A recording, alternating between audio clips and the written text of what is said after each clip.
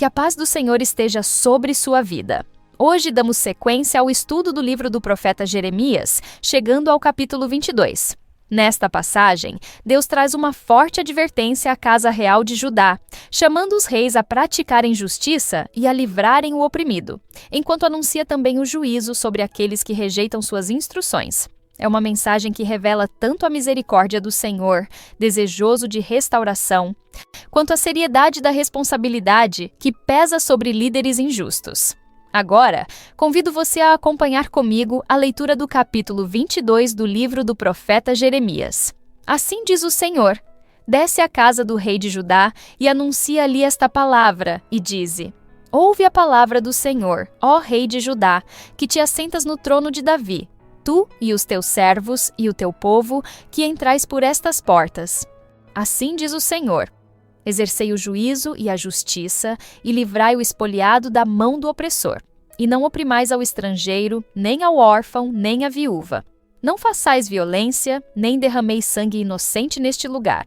Porque se deveras cumprirdes esta palavra, entrarão pelas portas desta casa os reis que se assentarão no lugar de Davi sobre o seu trono, em carros e montados em cavalos, eles e os seus servos e o seu povo. Mas, se não derdes ouvidos a estas palavras, por mim mesmo tenho jurado, diz o Senhor, que esta casa se tornará em assolação.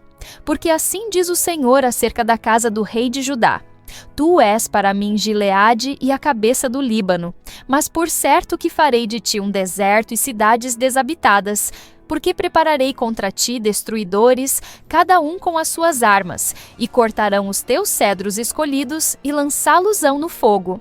E muitas nações passarão por esta cidade, e dirá cada um ao seu companheiro: por que procedeu o Senhor assim com esta grande cidade? Então responderão: porque deixaram o conserto do Senhor, seu Deus, e se inclinaram diante de deuses alheios e o serviram. Não choreis o morto, nem o lastimeis. Chorai abundantemente aquele que sai, porque nunca mais tornará, nem verá a terra onde nasceu. Porque assim diz o Senhor acerca de Salum, filho de Josias, rei de Judá, que reinou em lugar de Josias, seu pai, e que saiu deste lugar. Nunca ali tornará mais.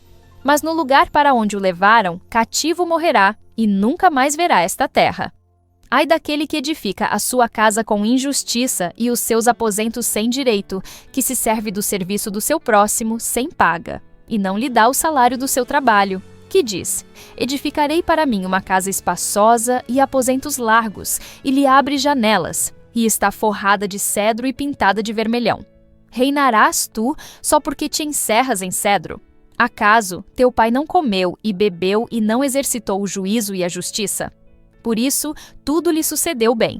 Julgou a causa do aflito e do necessitado. Então, lhe sucedeu bem. Porventura, não é isto conhecer-me? Diz o Senhor. Mas os teus olhos e o teu coração não atentam senão para a tua avareza, e para o sangue inocente, a fim de derramá-lo, e para a opressão, e para a violência, a fim de levar isso a efeito. Portanto, assim diz o Senhor acerca de Jeoaquim, filho de Josias, rei de Judá. Não lamentarão por ele, dizendo: ai, irmão meu, ou ai, minha irmã, nem lamentarão por ele, dizendo: ai, Senhor, ou ai, majestoso, em sepultura de jumento, o sepultarão, arrastando-o e lançando-o para bem longe, fora das portas de Jerusalém. Sobe ao Líbano e clama, e levanta a tua voz em Bazã, e clama desde Abarim, porque estão quebrantados os teus namorados. Falei contigo da tua prosperidade, mas tu disseste: não ouvirei. Este é o teu caminho desde a tua mocidade, pois nunca deste ouvidos à minha voz. O vento apacentará todos os teus pastores, e os teus namorados irão para o cativeiro. Certamente então te confundirás e te envergonharás por causa de toda a tua maldade. Ó tu que habitas no Líbano e fazes o teu ninho nos cedros. Quão lastimada serás quando te vierem as dores e os ais como da que está de parto. Vivo eu, diz o Senhor, que, ainda que Jeconias, filho de Jeoaquim, rei de Judá, fosse o selo do anel da minha mão direita, eu dali te arrancaria. E te entregarei na mão dos que buscam a tua vida, e na mão daqueles diante de quem tu temes, a saber, na mão de Nabucodonosor, rei de Babilônia, e na mão dos caldeus. E lançar-te-ei a ti e a tua mãe, que te deu à luz, para uma terra estranha em que não nasceste, e ali morrereis. Mas a terra, para a qual eles levantam a sua alma, para ali tornarem, a ela não tornarão. É, pois, este homem Jeconias um vil utensílio quebrado, ou um utensílio de que ninguém se agrada? Por que razão foram arremessados fora, ele e a sua geração, e arrojados para uma terra que não conhecem? Ó terra, terra, terra, ouve a palavra do Senhor. Assim diz o Senhor: escrevei que este homem está privado de seus filhos, e é homem que não prosperará nos seus dias. Nem prosperará algum da sua geração para se assentar no trono de Davi e reinar mais em Judá. Jeremias é enviado novamente com uma mensagem direta para a casa real de Judá. Deus ordena que o profeta se coloque na entrada do palácio do rei e proclame uma palavra de advertência que alcança toda a liderança e o povo. Fazei juízo e justiça e livrai o roubado da mão do opressor, e não oprimais nem façais violência ao estrangeiro, ao órfão, nem à viúva, nem derrameis sangue inocente neste lugar. Essa convocação ecoa um tema recorrente nas Escrituras. Deus exige justiça verdadeira e prática, especialmente em favor dos mais vulneráveis. A casa de Davi é lembrada da sua vocação divina, liderar com equidade e ser um reflexo da aliança de Deus com seu povo. No entanto, ao longo dos anos, Judá se afastou dessa missão, permitindo que a injustiça, a opressão e a corrupção tomassem conta da nação. A instrução aqui não é nova.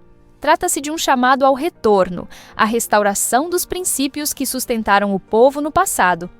Deus apresenta também uma promessa condicional, porque, se deveras fizerdes isto, entrarão pelas portas desta casa reis assentados sobre o trono de Davi, montados em carros e cavalos. Esse trecho demonstra que o desejo do Senhor não é destruir, mas restaurar. A fidelidade à justiça abriria caminho para a continuidade da bênção e da estabilidade real. É uma lembrança clara de que as promessas divinas estão ligadas à obediência e que Deus deseja levantar líderes que honrem seu nome através de atitudes retas. Por outro lado, há uma advertência solene. Mas, se não ouvirdes estas palavras, por mim mesmo jurei, diz o Senhor, que esta casa se tornará uma desolação. Essa declaração mostra o caráter firme e santo de Deus. Embora misericordioso, ele não deixa a injustiça sem resposta. Jerusalém e seu palácio, que pareciam tão sólidos e gloriosos, estavam sob ameaça direta de desolação, caso não houvesse arrependimento genuíno. A responsabilidade da liderança é ressaltada de maneira enfática. A justiça social, o cuidado com os fracos e a rejeição da violência e da corrupção não eram apenas ideais espirituais, mas mandamentos centrais para a vida do povo de Deus. A mensagem é atemporal. Onde há autoridade, há também grande responsabilidade diante de Deus. Este início de capítulo nos ensina que não existe verdadeira adoração sem justiça. Deus deseja ver sua vontade refletida nas ações diárias, especialmente na forma como tratamos o próximo. Seremos sempre desafiados a revisar nossas atitudes e a garantir que nossa fé seja demonstrada em obras que honrem ao Senhor. Deus passa a descrever o que acontecerá com Judá caso persista em sua dureza de coração. Ele diz: prepara-te, ó Líbano, para chorar, e tu, Bazã, levanta a tua voz e chora desde Abarim, porque destruídos são todos os teus amantes. Aqui, as referências geográficas apontam para regiões conhecidas pela sua beleza e prosperidade, especialmente o Líbano, famoso por seus majestosos cedros. Deus usa essas imagens para ilustrar a queda iminente. Até os lugares mais grandiosos não escaparão da devastação. O Palácio Real, adornado com cedros do Líbano, era símbolo de glória e poder. Mas o Senhor deixa claro que nem mesmo essa fortaleza resistiria ao seu juízo. A riqueza acumulada e o prestígio não seriam capazes de impedir a ruína que estava para acontecer. Essa lição é poderosa. Nada que o homem constrói pode substituí-lo diante de Deus quando há desobediência. Nenhuma estrutura, por mais bela ou imponente, é suficiente para proteger contra as consequências do pecado. A voz do Senhor relembra: falei contigo na tua prosperidade, mas disseste: não ouvirei. Essa afirmação expõe uma verdade dura. O povo não apenas pecou em tempos difíceis, mas rejeitou a voz de Deus justamente quando tudo ia bem. A prosperidade, que deveria ter levado ao reconhecimento e à gratidão, tornou-se motivo de arrogância e autossuficiência. Judá se distanciou mais ainda do Senhor quando desfrutava de paz e abundância. O texto segue mostrando a amplitude do juízo. Todos os teus pastores serão levados cativos e dispersos serão todos os teus amantes. Isso revela que não apenas os reis, mas também os líderes espirituais e políticos seriam punidos. A liderança falhou em conduzir o povo aos caminhos de justiça e verdade, e por isso também enfrentaria as consequências. A aliança entre Judá e as nações vizinhas, representadas pelos amantes, não traria salvação nem alívio. Todos seriam dispersos e derrotados. Aqui vemos como a confiança em alianças humanas e em aparências de religiosidade pode ser ilusória. A verdadeira segurança vem da obediência a Deus e da manutenção de um coração humilde e dependente. A dureza de coração, especialmente em tempos de prosperidade, é um risco que continua sendo atual. Este trecho nos chama a não endurecer o coração quando ouvimos a voz do Senhor e a permanecer vigilantes, mesmo quando tudo parece estar bem exteriormente. O texto prossegue destacando o destino trágico de Salum, também conhecido como Jeoacás, filho de Josias, que reinou brevemente antes de ser levado cativo para o Egito. Deus anuncia: não tornará mais a este lugar, mas no lugar para onde o levaram cativo, ali morrerá e não verá mais esta terra. Essa profecia serve como um lembrete amargo de que a infidelidade à aliança com Deus traz consequências irreversíveis. Apesar de ser descendente de Josias, um rei que fez reformas e buscou o Senhor, Jeoacás não seguiu os passos do pai em justiça e fidelidade, e sua história se tornou exemplo do preço da desobediência.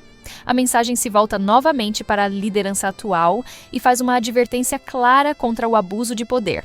Deus condena aquele que edifica a sua casa com injustiça e os seus altos aposentos sem direito, que faz trabalhar o seu próximo de graça e não lhe paga o salário. Aqui vemos uma forte crítica social e moral. Não basta levantar prédios imponentes ou demonstrar poder externo se esses feitos são construídos às custas da exploração e da injustiça. Deus vê o coração e a origem de todas as obras humanas, e Ele requer justiça não apenas em palavras, mas em ações. O texto continua desafiando as prioridades distorcidas dos reis. Pensas tu que reinas só porque te rodeias de cedro? Esta pergunta retórica expõe a futilidade de confiar em aparência e status. A liderança havia se acomodado na ideia de que ostentar luxo e grandeza material era suficiente para garantir respeito e proteção. Deus, no entanto, lembra que não são os ornamentos externos que qualificam um líder, mas sua prática de justiça e sua fidelidade ao Senhor. Em contraste, Deus recorda o exemplo de Josias dizendo: não fez ele o que era reto, julgou a causa do aflito e do necessitado, e então tudo lhe correu bem. Este trecho reforça que a verdadeira grandeza está em agir com justiça e defender os fracos. Josias é apresentado como um modelo positivo porque buscou agradar a Deus em suas ações e não apenas em aparências. Esse padrão deveria ter sido seguido por seus sucessores, mas eles se desviaram, preferindo ostentação a compromisso espiritual genuíno. Este trecho nos desafia hoje a refletir sobre onde depositamos nosso valor e segurança. Deus nos chama a construir não sobre aparências ou status, mas sobre a integridade e a justiça. Liderança verdadeira, seja na família, na igreja ou na sociedade, se mede pela fidelidade aos princípios divinos e pelo cuidado genuíno com os necessitados. A palavra do Senhor continua destacando a gravidade da queda espiritual e moral da casa real, reforçando que a negligência em fazer o que é certo resultaria em vergonha pública e em ruína irreparável. Deus anuncia a sentença sobre Jeoaquim, outro dos filhos de Josias, dizendo: com a sepultura de um jumento será sepultado. arrastá-lo-ão e lançá-lo-ão fora das portas de Jerusalém. Essa imagem forte de desprezo absoluto revela o contraste gritante entre a ostentação durante a vida e a humilhação final para quem rejeita a justiça divina. A advertência divina se estende também aos moradores da cidade e da região, clamando: Subi ao Líbano e clamai, e erguei a tua voz em Bazã, e clamai desde Abarim, porque todos os teus amantes foram destruídos. Essas declarações ressaltam que as alianças políticas e os pactos feitos com outras nações, os amantes, em busca de segurança, não trouxeram proteção alguma. Todas as tentativas humanas de encontrar soluções alternativas à obediência a Deus fracassaram de maneira retumbante. O Senhor relembra que, mesmo quando Judá prosperava, havia sido chamada ao arrependimento e à retidão, mas se recusara a ouvir. A surdez espiritual durante os tempos de abundância abriu o caminho para a destruição nos tempos de crise. Essa dinâmica é profundamente atual. Quando tudo está bem, há o risco de tornar-se autossuficiente, esquecendo-se de Deus, e quando a calamidade chega, é muitas vezes tarde demais para evitar as consequências já em curso. Outro ponto central desse trecho é o foco na responsabilidade pessoal e coletiva. Deus deixa claro que cada um será julgado por sua própria conduta. A destruição anunciada não era sem motivo ou arbitrária, mas a justa consequência de anos de rejeição e rebeldia. A ênfase na justiça retributiva divina ecoa princípios já estabelecidos nas Escrituras, como vemos em Provérbios 29:1. O homem que muitas vezes repreendido endurece a cerviz será quebrantado de repente sem que haja cura. Este trecho do capítulo 22 reforça que, diante de Deus, não existem privilégios automáticos que anulam a necessidade de obediência. Nem linhagem real, nem riqueza acumulada, nem alianças estratégicas podem substituir a retidão de coração e a prática da justiça. A liderança de Judá havia falhado profundamente nessa missão e agora enfrentava as duras consequências desse desvio. A lição permanece clara. Somente uma vida fundamentada na verdade de Deus pode sustentar segurança e bênção duradouras. A conclusão deste capítulo traz um olhar para o futuro da casa real, destacando especialmente o destino de Conias, também conhecido como Joaquim, filho de Jeoaquim. Deus faz uma pergunta impactante. Acaso este homem Conias um vaso desprezível e quebrado? Ou é um utensílio de que ninguém se agrada? O Senhor, através dessa metáfora, demonstra que, apesar das expectativas depositadas em Conias como herdeiro do trono davídico, ele seria rejeitado e lançado fora. A linguagem é dura e ilustra a completa rejeição daquele que falhou em ser fiel à missão que lhe foi confiada. Deus declara que Conias seria levado cativo para a Babilônia e lá permaneceria até sua morte, jamais retornando à terra prometida. Mais do que uma tragédia pessoal, essa sentença tinha implicações espirituais profundas. Ela marcava o fim da dinastia davídica como governo independente em Judá, algo que abalava as esperanças do povo. O trono de Davi, que parecia ser eterno aos olhos humanos, agora entrava em colapso, não por falha de Deus, mas por causa da infidelidade dos homens. A palavra do Senhor encerra com uma ênfase em que essa rejeição não seria apenas um evento temporário, mas uma marca permanente para aquela geração. Deus afirma que nenhum dos descendentes de Conias prosperaria assentando-se no trono de Davi para reinar em Judá. Esse anúncio reforça que a bênção de Deus não está garantida apenas por linhagem, mas sim por fidelidade e obediência à aliança divina. As promessas são poderosas, mas elas caminham lado a lado com a responsabilidade espiritual. Este fechamento do capítulo nos lembra de maneira contundente que Deus não se deixa enganar por aparências ou títulos. A herança espiritual é preciosa, mas não é um escudo automático contra o juízo divino. A liderança da casa real tinha tudo para prosperar sob a bênção de Deus, mas escolheu um caminho de desobediência e rejeição, colhendo assim os frutos dessa escolha. Para nós, permanece a advertência. É essencial não apenas conhecer a verdade de Deus, mas vivê-la em integridade e humildade. Não podemos confiar em tradições, nomes ou estruturas para garantir nossa posição diante do Senhor. O chamado é sempre para um compromisso renovado, uma fé viva e uma prática diária que glorifique a Deus em todos os aspectos da vida. Agora, convido você para uma breve oração. Senhor, meu Deus e Pai, te louvamos e te agradecemos porque tua palavra é viva, fiel e justa. Hoje fomos novamente confrontados com a seriedade do teu chamado à justiça e à fidelidade. Dá-nos um coração humilde e obediente, que valorize aquilo que tu valorizas e rejeite toda forma de orgulho, injustiça e dureza de coração. Que aprendamos com os exemplos que estudamos hoje e sejamos encontrados fiéis diante de ti em tudo. Em nome de Jesus Cristo, nosso Senhor e Salvador, oramos e agradecemos. Amém. Agradecemos pela sua presença aqui neste canal de estudo, onde vimos o capítulo 22 de Jeremias. Prepare-se para nosso próximo estudo, que será o capítulo 23. Se esta mensagem tocou o seu coração, compartilhe-a com aqueles que precisam ouvir sobre o amor, a justiça e a soberania de Deus. Cada compartilhamento é uma semente lançada em solo fértil, e o Senhor, em sua infinita graça, abençoa aqueles que dedicam suas vidas a espalhar a verdade de sua palavra. Junte-se a nós nesta missão de alcançar mais vidas com a mensagem do Evangelho. Compartilhe este estudo com amigos, familiares e em suas redes sociais, permitindo que mais pessoas conheçam a fidelidade do Senhor e encontrem segurança em sua presença. Que o Senhor abençoe sua vida abundantemente, renove suas forças e o guie em cada passo do caminho. Amém.